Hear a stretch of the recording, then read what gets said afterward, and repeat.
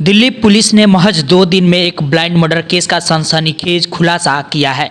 सोमवार को 2 हमलावरों ने इस हत्याकांड को सरेआम अंजाम दिया था और फरार हो गए थे।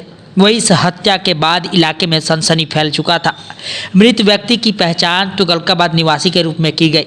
दिल्ली पुलिस के लिए यह ब्लाइंड मर्डर केस था, तो वहीं दिल्ली पुलिस भी मामले की जाँच तेजी से शुरू कर दी और 2 दिन के अंदर कातिल पकड़े गए। दिन के 11 बजे थे, तभी दिल्ली पुलिस को सूचना मिलती है कि प्रहलादपुर इलाके में एक व्यक्ति की गोली मारकर हत्या कर दी गई है।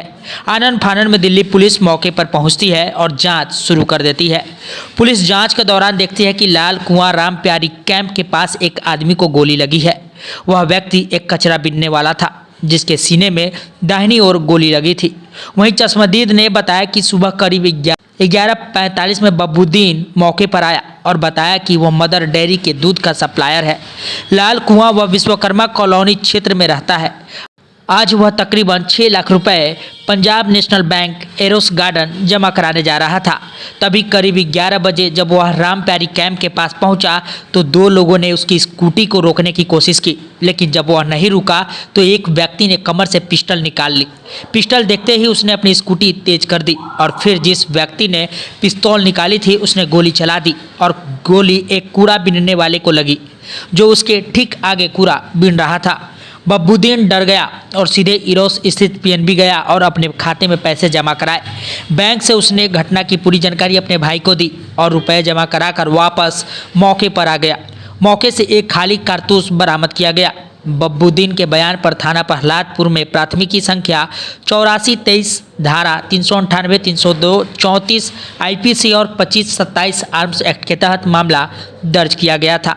मृत व्यक्ति की पहचान बाद में जुल्लू दफदार के रूप में की गई, जो बंगाली कॉलोनी तुगलकाबाद का रहने वाला था। अपराध की गंभीरता को देखते हुए टीम गठित की गई और जांच शुरू कर दी गई। टीम के प्रत्येक सदस्य को दोषियों का पता लगाने के लिए विशिष्ट कार्य सौंपे गए थे।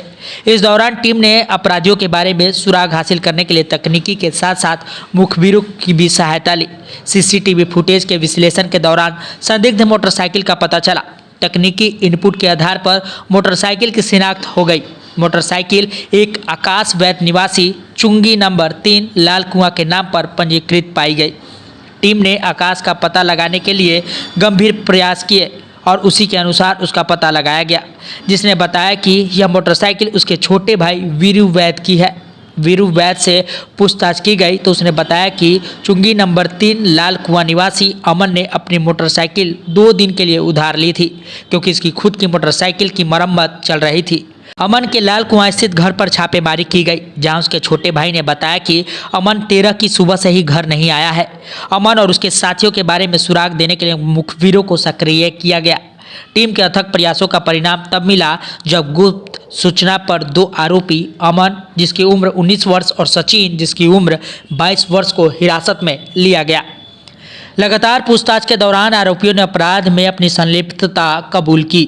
उन्होंने आगे खुलासा किया कि उन्होंने अपने तीसरे सहयोगी इरशाद उर्फ राजा उर्फ खोरी गांव फरीदाबाद के साथ मिलकर लाल कुआं चुंगी नंबर 2 के मदर डेयरी के दूध कारोबारी बब्बुद्दीन को लूटने की साजिश रची थी, क्योंकि वह हर दिन पीएनबी इरोस गार्डन पैसा जमा कराने जाता था।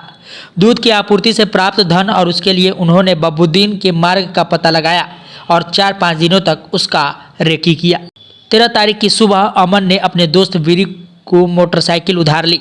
सचिन, अमन और इरशाद ने बब्बुद्दीन के घर के पास इंतजार किया और लगभग 10:45 के समय जब बब्बुद्दीन स्कूटी पर अपने घर से निकला और बैंक में कैश जमा कराने के लिए इरोस गार्डन फरीदाबाद की ओर चला गया, तब आरोपी व्यक्तियों ने एक वैकल्पिक मार्ग लिया और बब्बुद्दीन से पहले शौचालय के पास राम प्यारी कैंप पहुंचे। लगभग 11 बजे जब बब्बुद्दीन अपने स्कूटी पर पहुंचे तो इरशाद और अमन ने उसकी स्कूटी को रोकने की कोशिश की, लेकिन बब्बुद्दीन ने संदेह होने पर अपनी स्कूटी नहीं रोकी। इस पर इरशाद ने अपनी कमर से पिस्टल निकाली और बब्बुद्दीन पर पीछे से फायर कर दिया, लेकिन इरशाद का निशाना चूक गया और गोली पास में कूड़ा बीन रहे जुल्लू दफादार को जा लगी। जुल्लू दफादार की मौके पर ही मौत हो गई, जिसके बाद सभी 3 लुटेरे मौके से फरार हो गए थे।